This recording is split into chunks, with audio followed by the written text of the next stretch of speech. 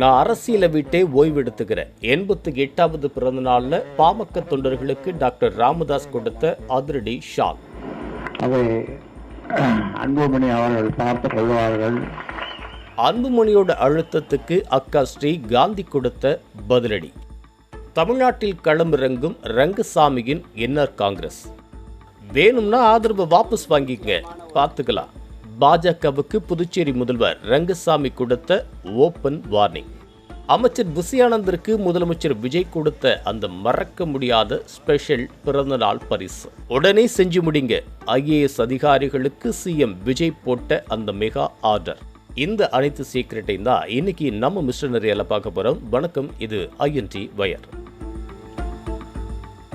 ஜூலை 25 பாட்டாளி மக்கள் கட்சி நிறுவனர் டாக்டர் ராமதாஸோட 88வது பிறந்தநாள். இதுக்காக சரஸ்வதி கல்வி கோயில் வளாகத்தில் ஒரு மிகப்பெரிய விழாவை ஏற்பாடு பண்ணியிருந்தாங்க.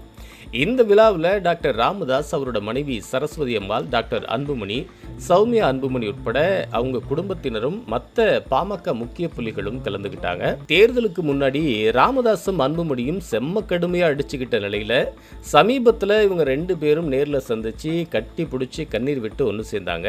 இந்த பின்னணியில தான் அந்த பிறந்தநாள் விழாவில் ஒரு மெகா குண்டை தூக்கி போட்டிருக்காரு ராமதாஸ். நான் அரசியலை விட்டே ஓய்வெடுத்துக்கிறேன், இனிமே எந்த அரசியல் நடவடிக்கையிலையும் ஈடுபட மாட்டேன், என்னோட மகன் டாக்டர் அன்புமணி கிட்ட பாமக கட்சியை மொத்தமா ஒப்படைக்கிறேன் அப்படின்னு சொல்லியிருக்காரு.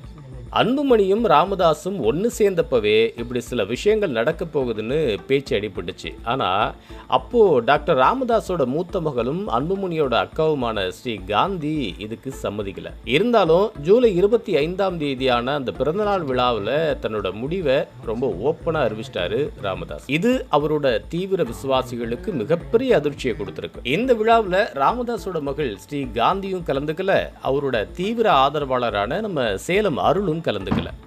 போன 2025 ஜூன் 13 நான் சாகிற வரைக்கும் பாட்டாளி மக்கள் கட்சி தலைவராக தான் சாவேன் அப்படின்னு கெத்தா சொன்ன ராமதாஸ் இப்போ திடீர்னு இந்த முடிவை எடுத்தது ஏன் அப்படின்னு அவங்களோட ஆதரவாளர்கள் கேள்வி மேல கேள்வி கேட்டுட்டு இருக்காங்க. இன்னொரு பக்கம் ராமதாஸோட மூத்த மகள் ஸ்ரீ காந்தியும் சேலம் அருளும் புதுச்சேரி முதலமைச்சர் என் ரங்கசாமியை தனித்தனியா நேரில் போய் மீட் பண்ணியிருக்காங்க. என் ரங்கசாமி தன்னோட என்ஆர் காங்கிரஸ் கட்சியை தமிழ்நாட்டிலையும் பரப்புறதுக்கு ஆசைப்படுறாரு. அதுக்கு ராமதாஸோட மூத்த மகள் ஸ்ரீ காந்தி தான் கரெக்டா இருப்பாங்கன்னு நினைக்கிறாராம். இந்த மேட்டரை பத்தி தான் ரங்கசாமி கூட ஸ்ரீ காந்தி ரொம்ப தீவிரமா ஆலோசிச்சிருக்காங்க. அன்புமணியோட பிரஷரால தான் ராமதாஸ் அரசியலை விட்டு விலகிட்டார்னு கடுப்புல இருக்கிற ஸ்ரீ காந்தி தன்னோட எதிர்ப்பை காட்டுறதுக்காக தமிழ்நாட்டோட என்ஆர் காங்கிரஸ் தலைவரா பொறுப்பேற்றுக்கிறதுக்காக பிளான போட்டுட்டு இருக்காங்களாம். சேலம் அருளும் என்ஆர் காங்கிரஸ்ல இணைய போறாரு அப்படின்னு புதுச்சேரி அரசியல் வட்டாரங்கள்ல அனல் பறக்க இந்த பேச்சு தான் அடிபட்டு இருக்கு. அடுத்ததா புதுச்சேரி பாஜக மேட்ருக்கு போ. புதுச்சேரி அரசியல்ல ஜூலை 25 ஒரு பெரிய நாளா எதிர்பார்க்கப்பட்டுச்சு. ஏன்னா அன்னைக்கு தான் மத்திய உள்துறை அமைச்சர் அமித்ஷா புதுச்சேரி வரதா இருந்துச்சு. அதனால முதல்வர் ரங்கசாமிக்கு அமைச்சரவை இலாக்காக்களை ஒதுக்குமாறு பாஜக தரப்புல இருந்து செம்ம பிரஷர் கொடுத்திருக்காங்க. இதனால ஆளுநரை சந்திச்ச ரங்கசாமி இலாக்காக்கள் பட்டியலை கொடுத்திருக்காரு. இதுல பாரதிய ஜனதா கட்சிக்கு கல்வி, மின்சாரம், ஊரக வளர்ச்சி, விவசாயம்னு இலாக்காக்களையும் அந்த சபாநாயகர் பதவியும் ரங்கசாமி ஒதுக்கியிருக்காரு. ஆனா புதுச்சேரி பாஜக பிரமுகர் நமச்சிவாயமோ எங்களுக்கு உள்துறையும் பொதுப்பணித்துறை 2ம் கண்டிப்பா வேணும் அப்படின்னு ஒத்த கால நிற்கிறார். ஆனா ரங்கசாமியோ என்னால இதுதான் முடியும், இல்லைன்னா உங்க ஆதரவை வாபஸ் வாங்கிட்டு போங்க, நான் பார்த்துக்கிறேன் அப்படின்னு ரொம்ப மாசா வார்னிங் கொடுத்துருக்காராம். இதுக்கிடையில் டெல்லியில் கரப்பான்பூச்சி பிரச்சனை காரணமாக உள்துறை அமைச்சர் அமித்ஷாவால் ஜூலை 25 புதுச்சேரிக்கு வர முடியல. அவர் வர்றதுக்குள்ள இந்த பஞ்சாயத்தை பேசி முடிக்கிறதுக்கு 2 பக்கமும் தீவிரமான முயற்சிகள் நடந்துட்டு இருக்கான். அடுத்து ஒரு முக்கியமான மாற்றுக்கு வரும். கடந்த ஜூலை 18 தமிழக வெற்றி கழகத்தோட பொதுச் செயலாளரும் நீர்வளத்துறை அமைச்சருமான புசியானந்த் தன்னோட பிறந்தநாளை செலிப்ரேட் பண்ணாரு. தமிழ்நாட்டோட அமைச்சரானதுக்கு அப்புறமா வர முதல் பிறந்த நாள் அப்படிங்கிறதுனால அவரோட ஆதரவாளர்கள் ரொம்ப செம்ம மாசா இந்த பர்த்டே ஃபங்க்ஷனை செலிப்ரேட் பண்ணாங்க.